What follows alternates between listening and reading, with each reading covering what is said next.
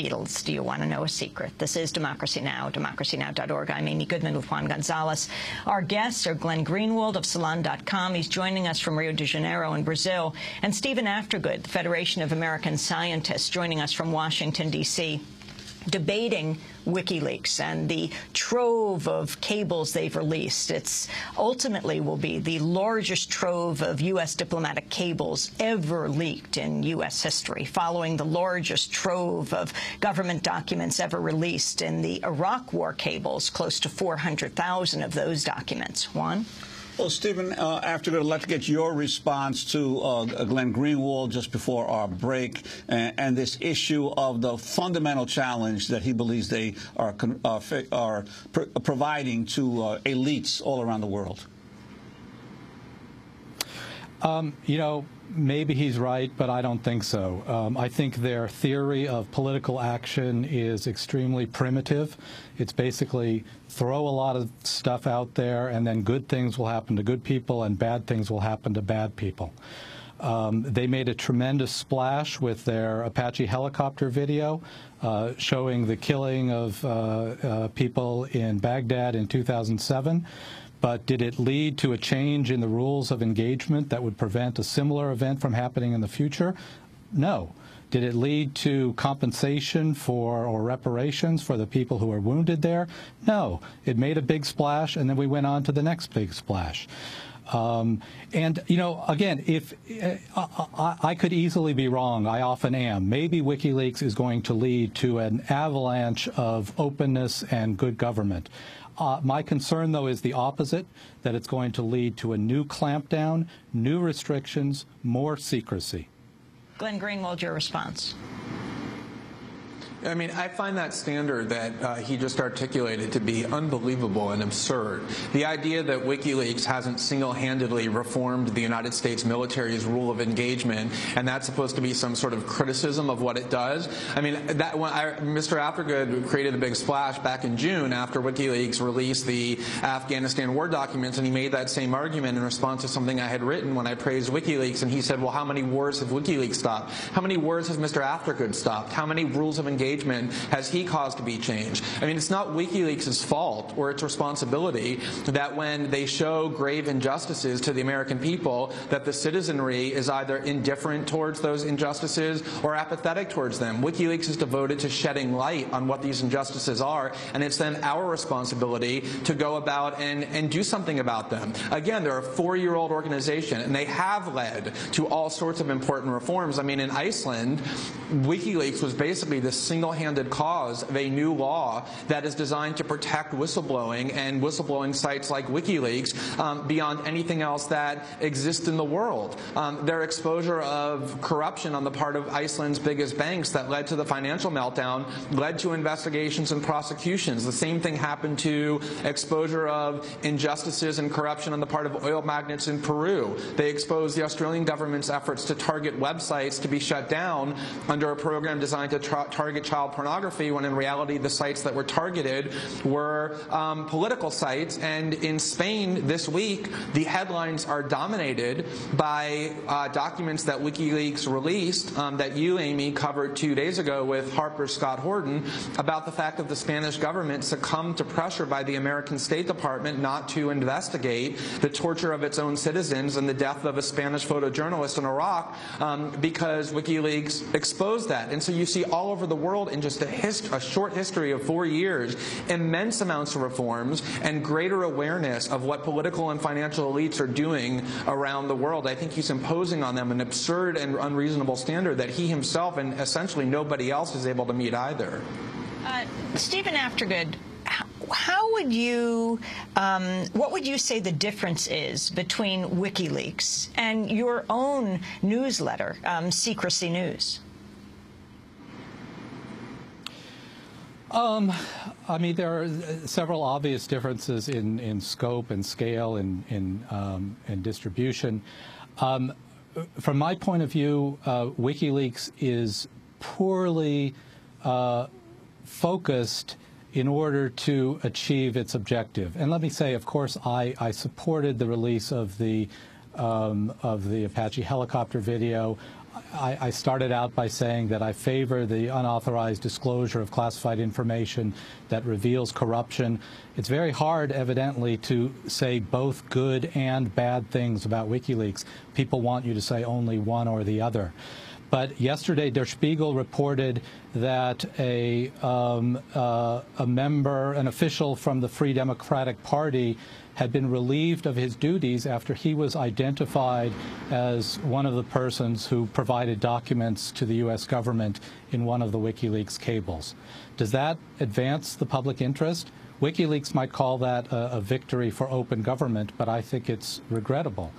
I think if it's multiplied dozens or hundreds of thousands of times over, it does real damage to the conduct of American diplomacy and to the national interest. So just on principle, I oppose that kind of cavalier approach to disclosure. Glenn Greenwald, your response? Right. Well, actually, WikiLeaks does not have a cavalier or indiscriminate approach to disclosure, contrary to accusations often made against it. They've certainly made mistakes in the past. I criticize them, for instance, for exercising insufficient care in redacting the names of various Afghan citizens who cooperated with the United States military. They accepted responsibility for that, and in subsequent releases, including in the Iraq document disclosures, they were very careful about redacting those names. And in the current diplomatic cable disclosure, thus far on their website, the only documents that have been posted were cables that were already published by their newspaper partners, such as The Guardian and the New York Times and Der Spiegel, which included the redactions that those newspapers applied to those documents to protect the names of various people who are innocent and otherwise might be harmed in an inadvertent way. So they are constantly increasing their safeguards and their scrutiny. They're perfecting their procedures. They acknowledge the responsibility that they have. But what I think is the crucial point is that, again, I mean, you know, what I hear from him speaking, it's sort of like if you had a surgeon who had a cancer patient riddled with tumors and was removing huge tumors, this complaint, well, there was an ingrown toenail that he left and didn't extract that very well. And just no matter what you say, they just keep focusing on those relatively trivial flaws. I think that, you know, in order to criticize WikiLeaks, and it's legitimate to do so, if you don't think that their approach to bringing transparency and subverting the secrecy regime is an effective one or a commendable or noble one, you're obligated to say what the alternative is, not in some fantasy world, but in the real world, and I don't see one. Glenn, I'd like to ask you, because the focus of so much of this is in killing the messenger and not dealing with the messages that are being released here.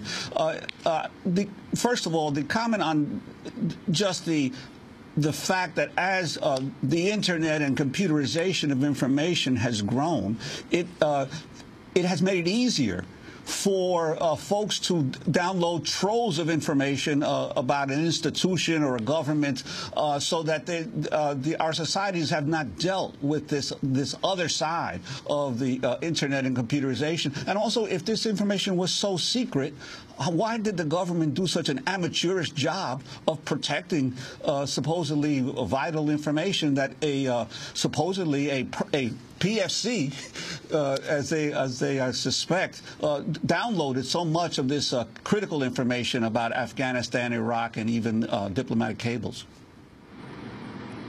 Well, I think that's really, that last point is one of the critical issues, which is the reality is that of all the hundreds of thousands upon hundreds of thousands of pages that WikiLeaks has released, just in the last 6 months alone, a tiny portion of it is even interesting, let alone legitimately secret. And that underscores one of the real problems, is that the secrecy regime that we're talking about is not just a little bit excessive on the margins. What it means is that the government, the United States government and all of its permanent national security state institutions reflexively do virtually everything behind a shield of secrecy.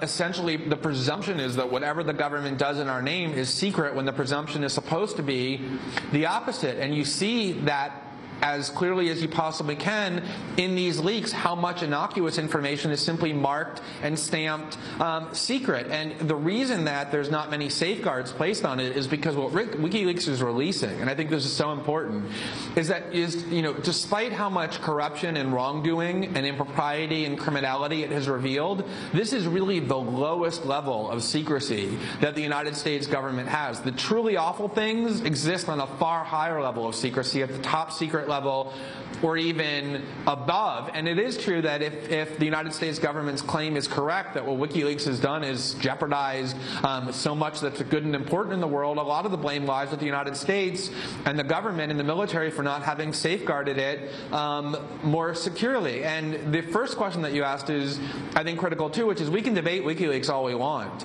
But at the end of the day, it doesn't really matter, because the technology that exists is inevitably going to subvert these institutions' secrecy regimes. It's too easy to take massive amounts of secret and dump it on the internet. You no longer need the New York Times or the network news to agree. And I think that what we're talking about here is inevitable, whether people like Steven Aftergood or Joe Lieberman or others like it or not. I want to get Steven Aftergood's response, but first, here on Democracy Now! We've conducted 3 extensive interviews with WikiLeaks founder Julian Assange.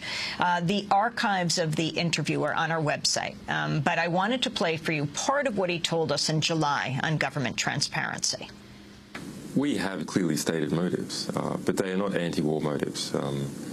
We are not pacifists. We are transparency activists who understand that transparent government tends to produce just government, and that is our the sort of modus operandi behind our whole organisation, is to get out suppressed information into the public, where the press and the public and